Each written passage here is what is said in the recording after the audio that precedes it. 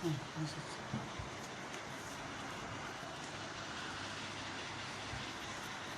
আছে।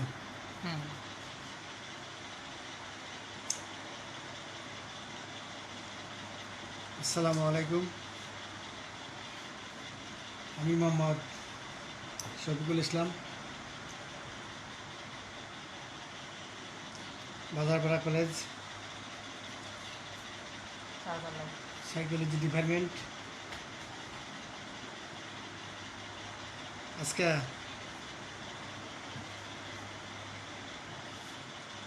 Online class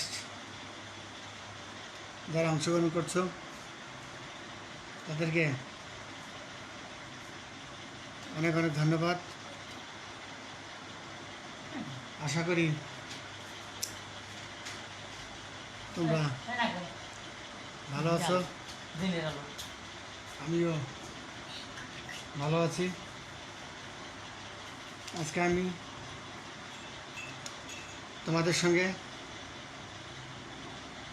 যেটা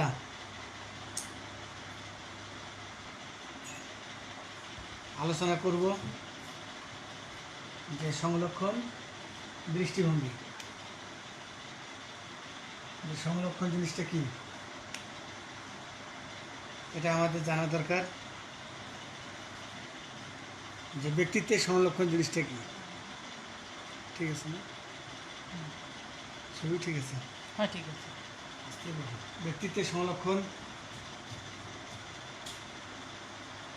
বলতে বোঝায় ব্যক্তির এমন কতগুলো গুণ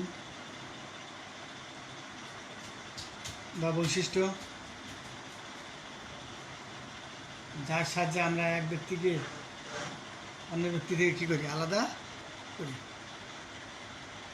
ব্যক্তিত্বের সংরক্ষণ, যে ব্যক্তিত্বের সংরক্ষণ বলতে বোঝায় ব্যক্তির এমন কতগুলো গুণ বা বৈশিষ্ট্য যার সাহায্যে আমরা এক ব্যক্তি থেকে অন্য ব্যক্তি কী করে আলাদা করি। সংরক্ষণ ব্যক্তির আচরণকে বিশেষভাবে প্রভাবিত করে থাকে। তোমরা জানো যে আচরণ, বিহেভিয়ার, যেটা যে উদ্দীপকের প্রতি প্রাণীর চেতনাবোধটাই হচ্ছে আচরণ। অর্থাৎ এক কথায় মানুষ বা প্রাণী যা কিছু করে সবগুলি তার আচরণের মধ্যেই পড়ে। যে মানুষ বা প্রাণী যে যা কিছু করে সেটা হচ্ছে তার আচরণের মধ্যে। এই আচরণ বিভিন্নভাবে হয়ে থাকে, যেমন ঐচ্ছিক আচরণ, অনৈচ্ছিক আচরণ, সামগ্রিক আচরণ, খণ্ডকালীন আচরণ, বাহ্যিক আচরণ, অভ্যন্তরীণ আচরণ। এই আচরণগুলো বিভিন্নভাবে হয়ে থাকে আর কি। এই জন্য বলছে যে সংরক্ষণ ব্যক্তির আচরণকে বিশেষভাবে প্রভাবিত করে, আচরণগুলোকে কি করে, প্রভাবিত করে। এই সংরক্ষণগুলোকে বিশেষ হিসেবে ব্যবহৃত হয়ে থাকে। যেমন প্রফুল্লতা, উদারতা, আত্মনির্ভরতা, এগুলো সংরক্ষণ দৃষ্টিভঙ্গি। এই ব্যক্তিত্বের সংরক্ষণের দৃষ্টিভঙ্গিতে আমাদের মনোবিজ্ঞানী যে ক্যাটেল, রেমন্ড বি ক্যাটেল, এই ক্যাটেল এই সংরক্ষণের যেটা মতবাদ প্রকাশ করেছেন। এই রেমন্ড বি ক্যাটেল ইনি ইংল্যান্ডে জন্মগ্রহণ করেন, ইংল্যান্ড দেশে, যে ইংল্যান্ড দেশে জন্মগ্রহণ করেন এবং সেখানে উচ্চশিক্ষা লাভ করেন। প্রিয় শিক্ষার্থীবৃন্দু, যে রেমন্ড বি ক্যাটেল ইংল্যান্ড দেশে জন্মগ্রহণ করেন, সেখানে তিনি উচ্চশিক্ষা লাভ করেন যুক্তরাজ্যের। উচ্চশিক্ষা লাভ করার পর যুক্তরাজ্যের বিভিন্ন বিশ্ববিদ্যালয়ে শিক্ষকতা করেন। প্রিয় শিক্ষার্থীবৃন্দু, তিনি এই কলোরাডোতে নৈতিকতা ও প্রযোজন সংক্রান্ত একটি গবেষণা কেন্দ্র তৈরি করেন, যে যুক্তরাজ্যে যে বিভিন্ন বিশ্ববিদ্যালয়ে অধ্যাপনা করেন। করার পর তিনি কী করেন, যে কলোরাডোতে নৈতিকতা ও প্রযোজন সংক্রান্ত একটি গবেষণাগার তৈরি করেন। এই রেমন্ড বি ক্যাটেল, সেখানে তিনি গবেষণা কাজে নিয়োজিত হওয়ার পর 1950 সালের দিকে এই রেমন্ড বি ক্যাটেল, যে 1950 সালে উনি বিভিন্ন বিশ্লেষণ প্রক্রিয়া করে এই একটা মতবাদ তৈরি করেন, একটা সংরক্ষণ মতবাদ তৈরি করেন। এই সংরক্ষণ মতবাদ যখন উনি তৈরি করেন, এই মতবাদের নামটা দেন ক্যাটেল সংরক্ষণ মতবাদ। এই রেমন্ড বি ক্যাটেল এই সংরক্ষণ মতবাদ নামে পরিচিত এই মতবাদটি। অর্থাৎ প্রিয় শিক্ষার্থীবৃন্দু, তাহলে তোমরা জানো যে এই প্রখ্যাত মনোবিজ্ঞানী রেমন্ড বি ক্যাটেল, তিনি ইংল্যান্ড দেশের মানুষ। হয়তোবা তোমাদের এমসিকিউ আসতে পারে যে রেমন্ড বি ক্যাটেল কোন দেশের মানুষ। উনি হচ্ছে ইংল্যান্ড দেশের মানুষ, ইংল্যান্ডে জন্মগ্রহণ করেন এবং ওই ইংল্যান্ডেই উনি সেখানে উচ্চশিক্ষা ডিগ্রি লাভ করেন। লাভ করার পর এই যুক্তরাজ্যের বিভিন্ন বিশ্ববিদ্যালয়ে অধ্যাপনা করেন। ঠিক আছে না? এই অধ্যাপনা করতে গিয়ে উনি কলোরাডোতে একটা নৈতিকতা উপযোজন সংক্রান্ত একটি গবেষণা কেন্দ্র তৈরি করেন, গবেষণাগার তৈরি করেন। গবেষণাগার তৈরি করতে গিয়ে এই গবেষণাগার তৈরি করেন, সেটা হচ্ছে 1950 সালে। তোমাদের এমসিকিউ আসতে পারে যে রেমন্ড বি ক্যাটেল যে গবেষণাগার তৈরি করেছিলেন, এটা কত সালে? 1950, 1955, 1956, 1960। অর্থাৎ যেটা সঠিক হবে সেটাতে তোমাদের টিক মারতে হবে। তো 1950 সালে উনি এই মতবাদ তৈরি করেন। এই মতবাদের নাম হয়েছে যে ক্যাটেলের সংরক্ষণ মতবাদ। ক্যাটেলের সংরক্ষণ মতবাদ। প্রিয় শিক্ষার্থীবৃন্দু, ক্যাটেল অল্প সংখ্যক ব্যক্তিত্বের সংরক্ষণের একটি তালিকা তৈরি করার জন্য অনুসন্ধান শুরু করেন। এই ক্যাটেলের সংরক্ষণ মতবাদ সম্পর্কে আমাদেরকে পুরোপুরিভাবে জানতে হবে। প্রিয় শিক্ষার্থীবৃন্দ, হয়তো অনেকে ভাবছে যে ক্যাটেল আবার কী? ক্যাটেল একজন মনোবিজ্ঞানী, রেমন্ড বি ক্যাটেল। এই ক্যাটেল অল্প সংখ্যক ব্যক্তিত্বের সংরক্ষণের একটি তালিকা তৈরির জন্য গবেষণা শুরু করেন। তিনি সাক্ষাৎকার গ্রহণের মাধ্যমে লোকের ব্যক্তিত্বের বৈশিষ্ট্য থেকে, অর্থাৎ সাক্ষাৎকার, যে পূর্ব নির্ধারিত সাক্ষাৎকার, অনির্ধারিত সাক্ষাৎকার, এগুলো আমাদের সাক্ষাৎকার। অর্থাৎ তোমরা যদি ভাইবা যখন দিতে যাবা তখন সাক্ষাৎকার করতে হবে।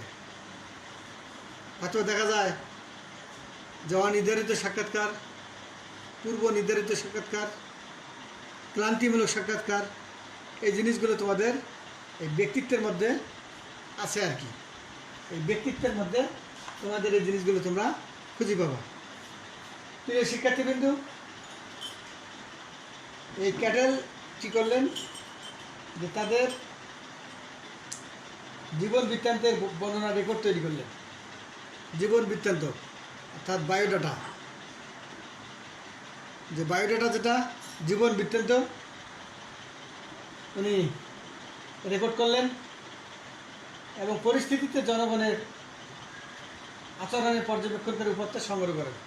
আচরণ, এখানে আচরণ কথাটা চলে যাচ্ছে বারবার, বিহেভিয়ার বিষয়টা, এটা তোমাদেরকে ভালোভাবে লক্ষ্য করতে হবে আর কি। এই আচরণ, বিহেভিয়ার, যেভাবে সংগৃহীত বহু সংখ্যক সংরক্ষণ থেকে উপাদান বিশ্লেষণ পদ্ধতির মাধ্যমে তিনি কিছু শব্দ, ভোকাবুলারি শব্দ তৈরি করেন। অর্থাৎ সেটা হচ্ছে কি, উনি 16টি মৌলিক শব্দ নির্বাচন করেন। এই 16টি মৌলিক শব্দ, 16টি মৌলিক শব্দ উনি নির্বাচন করেন, সিলেক্টেড করেন। 16টি মৌলিক শব্দ। প্রিয় শিক্ষার্থীবৃন্দু, এই 16টি মৌলিক শব্দ নির্বাচন করার পর উনি কি নাম দেন, কি 16 কি পিএফ, পিএফ অর্থাৎ পার্সোনালিটি ফ্যাক্টর, অর্থাৎ 16 পার্সোনালিটি ফ্যাক্টর, যেটা অর্থাৎ পার্সোনালিটি, ঠিক আছে, PE personality factor, APSC personality factor. সংক্ষেপে এটিকে আমরা কি লিখতে পারি, 16 পিএফ, যে পার্সোনালিটি ফ্যাক্টর নামে পরিচিত এই 16টি মৌলিক সংলক্ষণ। প্রিয় শিক্ষার্থীবৃন্দু, এখন ক্যাটেল দেখলেন যে ব্যক্তিত্বের সংলক্ষণকে প্রথমত 2 ভাগে ভাগ করলেন। প্রথমত উনি কয় ভাগে ভাগ করলেন, 2 ভাগে। একটা হচ্ছে কি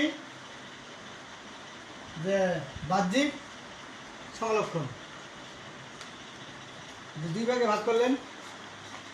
একটা হচ্ছে বাহ্যিক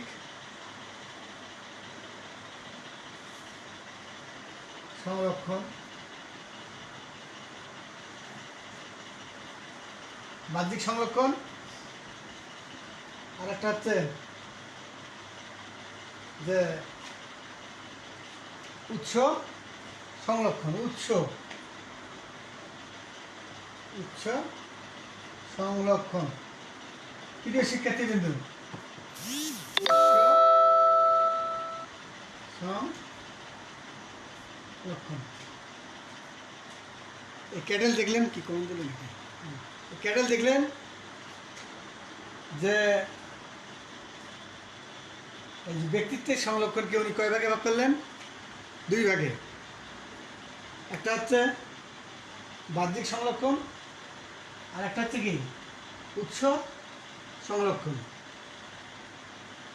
প্রিয় শিক্ষার্থীবৃন্দু, এই বাহ্যিক সংরক্ষণ আর হচ্ছে কি উৎস সংরক্ষণকে উনি যে 2 ভাগে ভাগ করলেন, এই ক্যাটেলের সংরক্ষণ মতবাদকে, যে বাহ্যিক সংরক্ষণ যেটা দেখলেন, ক্যাটেল দেখলেন যে 16টি বাহ্যিক সংরক্ষণের মাধ্যমে ব্যক্তিত্বের বহিঃপ্রকাশ ঘটে। যে 16টি বাহ্যিক সংরক্ষণের মাধ্যমে ব্যক্তিত্বের কি ঘটে, বহিঃপ্রকাশ ঘটে। 16টি যে বহিরাগত সংরক্ষণের যে মতবাদ আছে, এই মতবাদের ওপর ব্যক্তিত্বের বহিঃপ্রকাশ ঘটে। তিনি লক্ষ্য করলেন যে এমন কতগুলো সংরক্ষণ আছে যেগুলোর একটি কোনো ব্যক্তির মধ্যে বর্তমান থাকলে অন্যগুলোরও বর্তমান থাকে, অর্থাৎ একটার সঙ্গে আর একটা কি আছে, সম্পর্ক আছে। উনি দেখলেন যে একটার সঙ্গে আরেকটার কি থাকবে, সম্পর্ক থাকবে। সেই সংরক্ষণগুলো একত্রে অবস্থান করে, অর্থাৎ ওই সংরক্ষণগুলোকে উনি একত্রে করলেন। একত্রে করার পর একটা ঝাঁক তৈরি করলেন, গুচ্ছ তৈরি করলেন। একটা কি করলেন, একটা গুচ্ছ তৈরি করলেন, একটা ঝাঁক তৈরি করলেন, একটা গুচ্ছ তৈরি করলেন, বাকি ঝাঁক তৈরি করলেন। প্রিয় শিক্ষার্থীবৃন্দ, অর্থাৎ আবার তোমরা শোনো যে ক্যাটেলের ব্যক্তিত্বের সংরক্ষণকে উনি কী করলেন, দুই ভাগে ভাগ করলেন। একটা হচ্ছে বাহ্যিক সংরক্ষণ, আর একটা হচ্ছে উৎস সংরক্ষণ। এই বাহ্যিক সংরক্ষণকে কী করলেন, ক্যাটেল দেখলেন যে 16টি বাহ্যিক সংরক্ষণের মাধ্যমে মানুষের কী করে, ব্যক্তিত্বের বহিঃপ্রকাশ ঘটে। ঠিক আছে না, ব্যক্তির বহিঃপ্রকাশ ঘটে,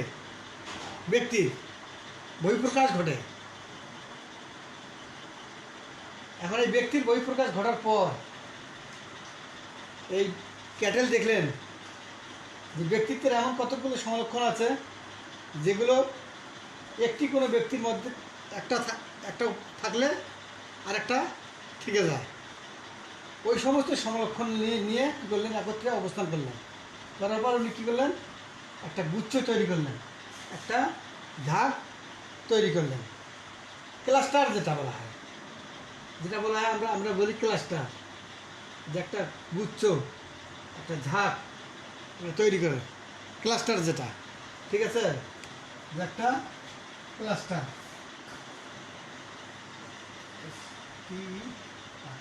যেটা, ঠিক আছে, যেটা একটা তুমি ক্লাস্টার তৈরি করলেন, অর্থাৎ এই ক্লাস্টার সংঘবদ্ধ হওয়া আর কি। এবং সংরক্ষণগুলোকে একত্রে বাহ্যিক সংরক্ষণ বলে অভিহিত করেন। ওই সংরক্ষণগুলোকে যে বাহ্যিক সংরক্ষণ হিসেবে উনি কী করলেন, অভিহিত করলেন, যে এগুলো হচ্ছে কি বাহ্যিক সংরক্ষণ। প্রিয় শিক্ষার্থীবৃন্দু, তাহলে তোমরা বাহ্যিক সংরক্ষণ যেটা, এটা কি, যে বাহ্যিক সংরক্ষণ যে ব্যক্তির আচরণ সরাসরি প্রকাশ পাবে। এই বাহ্যিক সংরক্ষণে কীভাবে ব্যক্তির আচরণ কীভাবে সরাসরিভাবে প্রকাশ পাবে, ব্যক্তির যে আচরণ যেটা করবে, ব্যক্তি যে ব্যবহার করবে, চাল চলন, কথাবার্তা যেটা করবে, সেটা কী করবে, ব্যক্তি সেটা প্রকাশ পাবে। আবেগশীলতা একটি বাহ্যিক লক্ষণ। আবেগ, তোমরা তো জানো প্রিয় শিক্ষার্থীবিন্দু, যে আবেগশীলতা আচরণটা প্রকাশ পাবে, যে আবেগশীলতা আচরণ।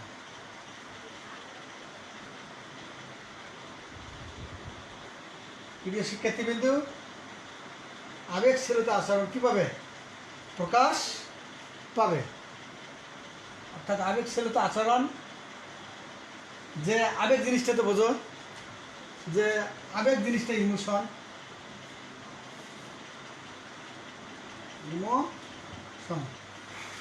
এই ইমোশন শব্দটা ইমোভার থেকে চলে যাচ্ছে,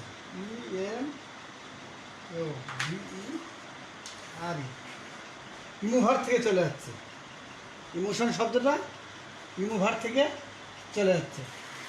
প্রিয় শিক্ষার্থীবৃন্দু, তাহলে তোমরা জানো আবেগ কথাটা যেটা আছে, যে উদ্দীপকের সাহায্যে প্রাণীর মধ্যে যে আলোড়নের সৃষ্টি হয়,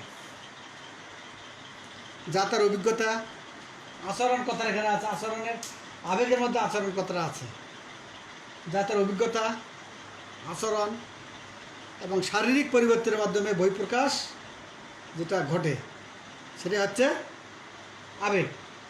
এবং এই আবেগশীলতা যেটা আচরণ প্রকাশ পাবে, যে আবেগশীলতা একটি বাহ্যিক একটা লক্ষণ। যদিও এর সংরক্ষণটি অধিকারী হয় তাহলে সেটি তার বাহ্যিক আচরণের মধ্যে প্রকাশ পাবে আর কি। অর্থাৎ এই আবেগশীলতা আচরণটা তার বাহ্যিকশীলতার মধ্যে কী পাবে, প্রকাশ পেয়ে যাবে। প্রিয় শিক্ষার্থীবৃন্দু, তাহলে বাহ্যিক সংরক্ষণ তোমরা বুঝলা। আবার দেখো, আমি তোমাদের উদ্দেশ্যে বাহ্যিক সংরক্ষণ যেটা, অর্থাৎ ক্যাটেল ব্যক্তিত্বের সংরক্ষণকে উনি দুই ভাগে ভাগ করেন। একটা হচ্ছে বাহ্যিক সংরক্ষণ, আর একটা হচ্ছে কি যে উৎস সংরক্ষণ। আর এই ক্যাটেল 16টি সংরক্ষণ নিয়ে, মৌলিক সংরক্ষণ নিয়ে নির্বাচন করেন। 16 যে পার্সোনালিটি ফ্যাক্টর, যেটা এই 16টি মৌলিক সংরক্ষণ নির্বাচন করেন পার্সোনালিটি ফ্যাক্টর। তারপরে ক্যাটেল তার ভিত্তিতেই ব্যক্তিত্বের সংরক্ষণকে উনি দুই ভাগে ভাগ করেছেন। একটা হচ্ছে বাহ্যিক সংরক্ষণ, আর একটা হচ্ছে উৎস সংরক্ষণ। অর্থাৎ যে বাহ্যিক সংরক্ষণ, ক্যাটেলের মতামত অনুসারে ক্যাটেল দেখলেন রেমন বি ক্যাটেল, অর্থাৎ এনার নাম হচ্ছে কি রেমন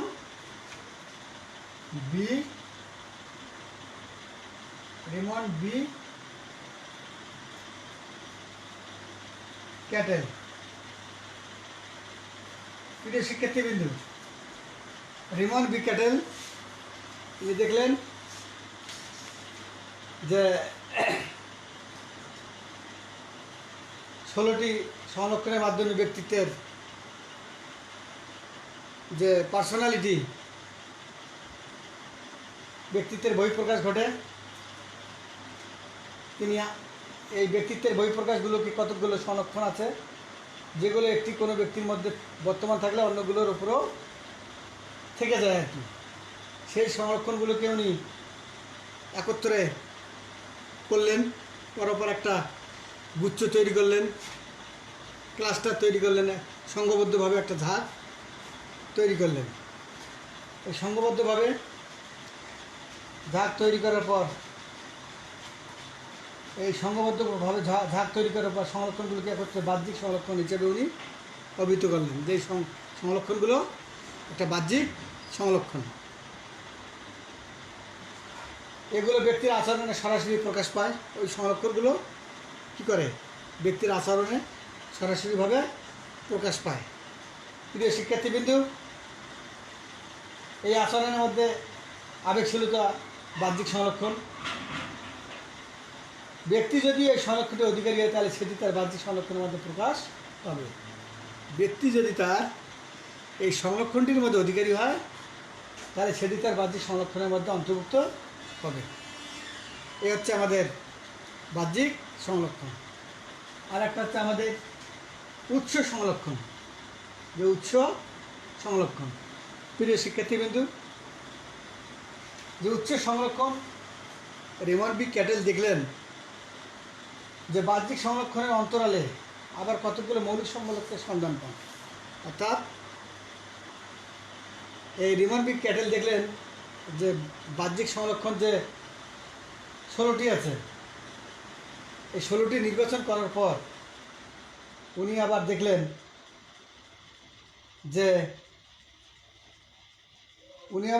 যে এই সংরক্ষণের অন্তরালে, অর্থাৎ ভেতরে কতগুলো মৌলিক সংরক্ষণের সন্ধান পান।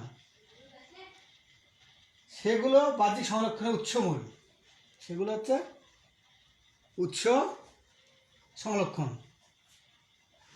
এই উৎস সংরক্ষণের অভ্যন্তরীণ সংরক্ষণগুলোকে উচ্চ সংরক্ষণ নামে পরিচিত আর কি। যে অভ্যন্তরীণ, যে ভেতরের, বাহ্যিকটা হচ্ছে বাইরের, আর অভ্যন্তরীণ হচ্ছে ইন্টারনাল, যেটা ভেতরের। এই অভ্যন্তরীণ সংরক্ষণগুলোকে উনি উৎস সংরক্ষণ হিসেবে অভিহিত করেন। তার মতে এই উচ্চ সংরক্ষণগুলোকে তিনি ব্যক্তিত্বের মৌলিক সাংগঠনিক একটা উপাদান হিসেবে আখ্যায়িত করেন। প্রিয় শিক্ষার্থীবৃন্দু, এই উৎস সংরক্ষণের উপর ভিত্তি করে যে উৎস সংরক্ষণ যেটা উৎস সংরক্ষণের উপর ভিত্তি করে ক্যাটেল আবার কি করলেন? দুভাগে ভাগ করলেন। ক্যাটেল আবার কয় ভাগে ভাগ করলেন? 2 ভাগে ভাগ করলেন। এই উৎস সংরক্ষণের উপর ভিত্তি করে রেমন্ড বি ক্যাটেল উনি আবার 2 ভাগে ভাগ করলেন। এই উৎস সংরক্ষণের উপর ভিত্তি করে রেমন্ড বি ক্যাটেল দেখলেন উনি আবার 2 ভাগে ভাগ করলেন। একটা হচ্ছে কি যে পরিবেশগত সংরক্ষণ, একটা হচ্ছে কি পরিবেশগত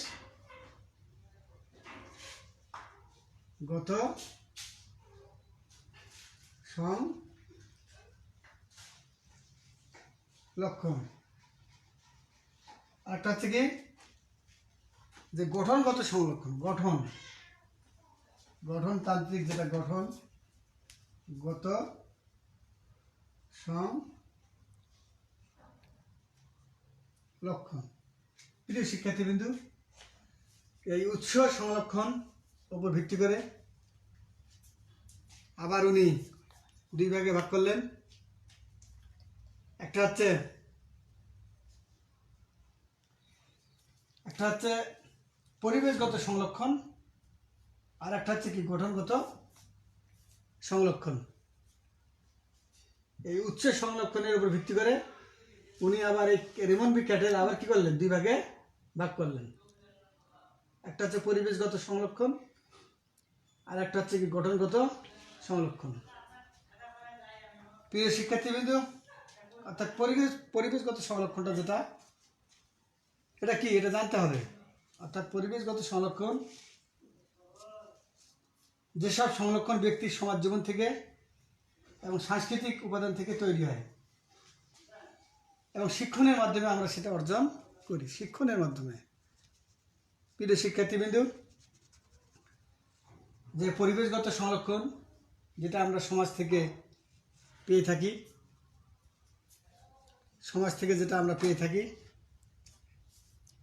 যে সাংস্কৃতিক উপাদান থেকে তৈরি হয় এবং শিক্ষণের মাধ্যমে সেটা আমরা অর্জন, শিক্ষণ লার্নিং, যেটা শিক্ষণ কথাটা আছে যে অতীত অভিজ্ঞতা, অনুশীলন, প্রচেষ্টা, ভুল সংশোধনের মাধ্যমে প্রাণীর আচরণের যে একটা স্থায়ী পরিবর্তন আসে সেটাই হচ্ছে শিক্ষণ।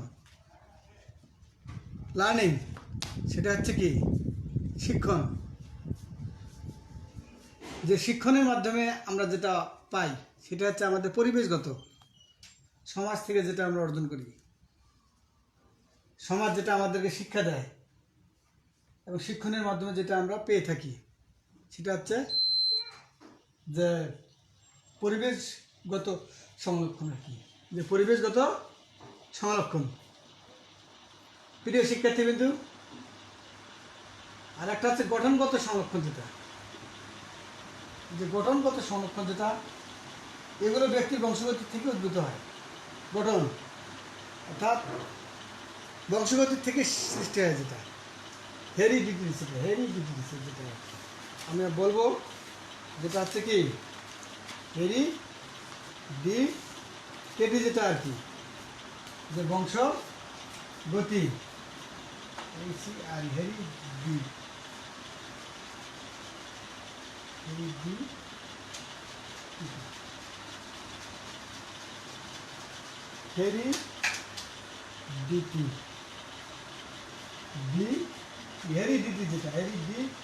যেটা আর কি, অর্থাৎ হেরিডিটি আছে এটা হেরিডিটি, অর্থাৎ এটা হচ্ছে কি বংশগতির থেকে যেটা চলে আসে আমাদের বংশগতি, হেরিডিটি, বংশগতির থেকে চলে আসে যেটা, এটা হচ্ছে কি যে গঠনগত সংরক্ষণ। তাহলে প্রিয় শিক্ষার্থীবৃন্দু, তাহলে তোমরা জানলে যে উৎস সংরক্ষণের উপর ভিত্তি করে ক্যাটেল আবার দুই ভাগে ভাগ করলেন। একটা হচ্ছে পরিবেশগত সংরক্ষণ আর একটা হচ্ছে গঠনগত সংরক্ষণ। পরিবেশগত সংরক্ষণ যেটা, পরিবেশ অর্থাৎ ব্যক্তি সমাজ জীবন থেকে যেটা শিক্ষা দেয়, শিক্ষা পায়, সমাজ থেকে যেটা শিক্ষা অর্জন করে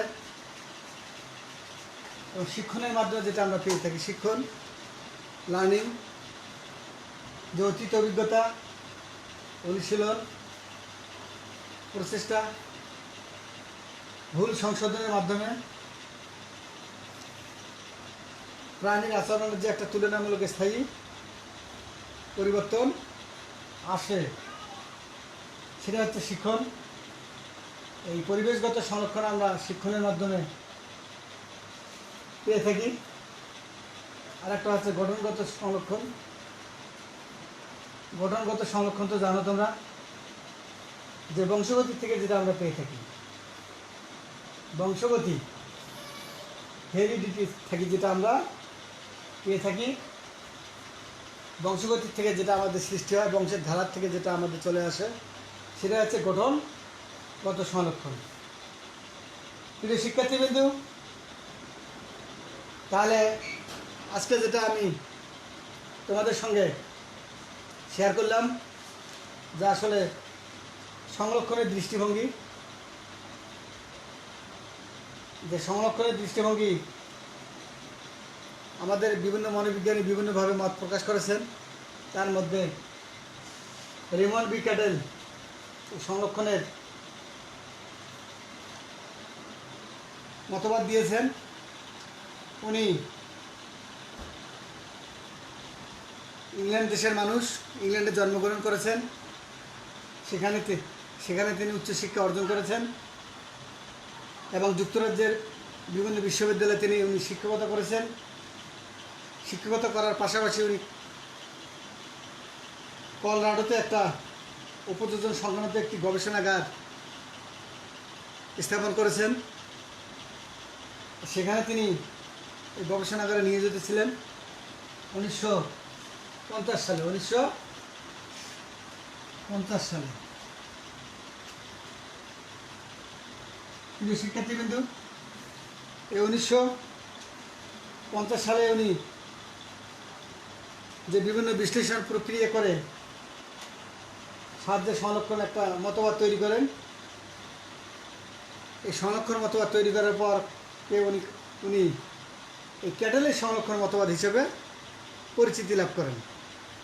ওটা হচ্ছে ওনার ক্যাটেলের সংরক্ষণ মতবাদ।